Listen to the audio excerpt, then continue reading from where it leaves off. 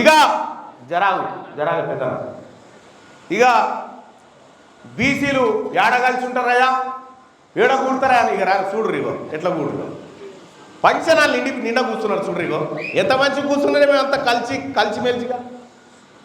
ఈ చూస్తే ఇప్పుడు అలా నిద్ర పట్టది, అమ్మ కలిసిర్రా, ఈ బీసీలు కలిసిర్రా నిద్ర పోరి గయ్యాల.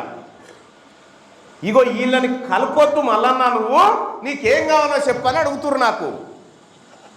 వీళ్ళని కలుపుడు బంద్ చేసి నీకేం కావాలో చెప్పు అంటే మాకు ఆ కుర్చీ కావన్నాయా అని చెప్పిన. బుడ్డ దానికే కొనేస్తారట మనల్ని, బుడ్డ దానికే.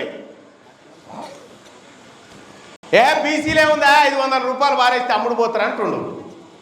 మీకు దమ్ము ఉంటే ఓ 50,000 కోట్లు పెట్టి మల్లన్న కొని చూద్దాం. మల్లన్న కాలి కొట్టి కూడా కాదు. ఇదే పక్కన ఉన్నటువంటి జిఎంఆర్, నేను లేకపోతే నీ గెలిపెక్కడిది జిఎంఆర్, నేను వచ్చి గెలిపిస్తే కదా నువ్వు గెలిచింది. కొత్తకోటలో, హన్వాడలో, మహబూబ్నగర్లో ఎన్ని చోట్ల ఇన్ని రోజులు మిమ్మల్ని గెలిపించింది సాలయ్యా. మాది మేము మేలుకుంటాం.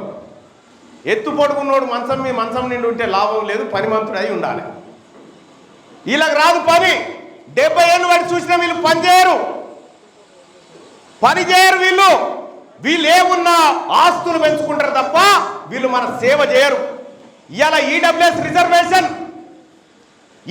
రిజర్వేషన్ మనం బీసీలో 160% ఉన్నాం. మనబట్ట 160 మంది ఉన్న వాళ్ళకు 27% పాలిస్తారట. 100కి 7 లేరు, వాళ్ళు 10 తీసుకుంటా ఉన్నారు.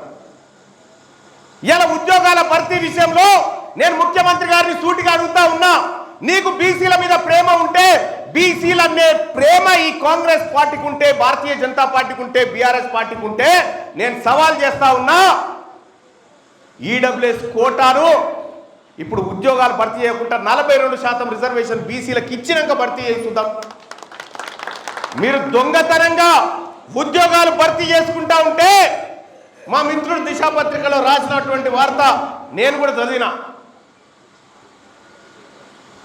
మనకు వాళ్ళకట 8 లక్షలు ఉన్నోనికట ఉద్యోగం ఇస్తే తీసుకోవచ్చట, మనకు 2 లక్షలు దాటొద్దట. ఎవడు పేదోడు? ఈ ఈడబ్ల్యూఎస్ను రద్దు చేయాల్సిందే. ఈడబ్ల్యూఎస్ను మీరు రద్దు చేయకపోతే రేపటి బీసీ రాజ్యంలో, బీసీ ప్రభుత్వంలో ఈ ఉద్యోగాలన్నింటినీ మళ్ళీ రికవరీ చేస్తాం. ఈ ఉద్యోగాలు దొంగతనం ఎత్తకపోయిన అన్నింటినీ రద్దు చేస్తామని చెప్పి తెలియజేస్తా ఉన్నా. డ్రామా ఆడుకుంటా ఎలా తెలంగాణ రాష్ట్రంలో తీన్మార్ మల్లన్న నిర్మించిన ఉద్యమాలు 100 చూపిస్తా.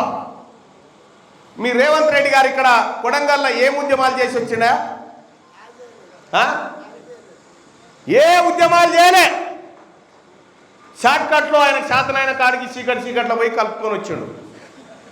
నేను ఒకటి చెప్తా ఉన్నా, ఈ బీసీ ఉద్యమాన్ని అనచాలని చూస్తే అది ముఖ్యమంత్రి ఇంకొక మంత్రి మాకు సంబంధం లేదు.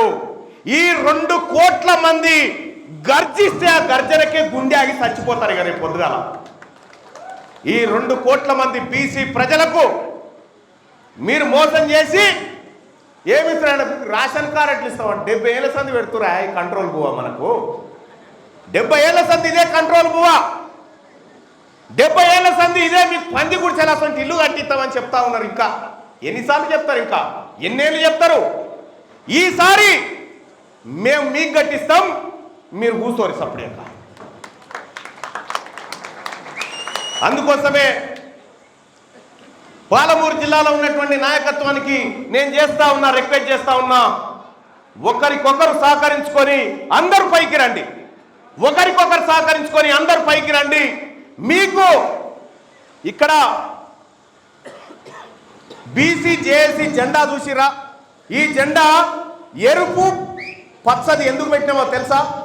ఎరుపు అంటే కార్మికులు, పచ్చదంటే రైతులు. గీలమే కదా బీసీలం. కార్మికులు కర్షకులే కదా బీసీలు. అందుకోసమే ఈ పవిత్రమైన జెండా పెట్టి తీసుకొచ్చినాం సోదరులారా.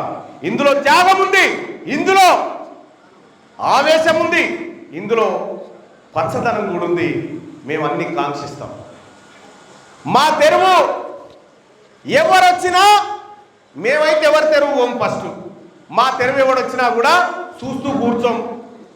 మేము ఎర్ర సత్యం అన్న వారసులం, మేము పెళ్లి లలిత వారసులం, మేము చాకలి ఐలమ్మ వారసులం, మేము దొడ్డి కొమరయ్య వారసులం, మేము ప్రొఫెసర్ జయశంకర్ వారసులం, మేము ఈ భీమన్న వారసులం, మేము పండుగల సాయన్న వారసులం. మేము ఎలా మా సొమ్ముతోని మీరు బతుక్కుంటా మమ్మల్ని బిచ్చగాల లెక్క మీకు రేషన్ కార్డు ఇస్తాం, మీకు ఇల్లు ఇస్తాం, మీకు పెన్షన్ ఇస్తాం, మీ తాత జాగీర్ అంతా అమ్ముకొచ్చి ఇస్తున్నారు మాకు.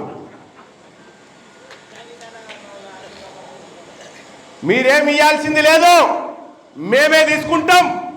నీ పావు షేర్ ఏందో నువ్వు తీసుకొని పక్క జరుగు, మిగతాది మాదే.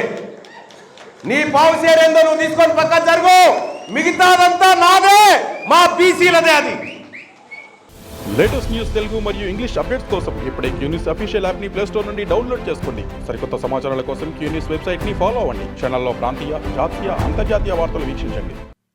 లైక్ చేయండి.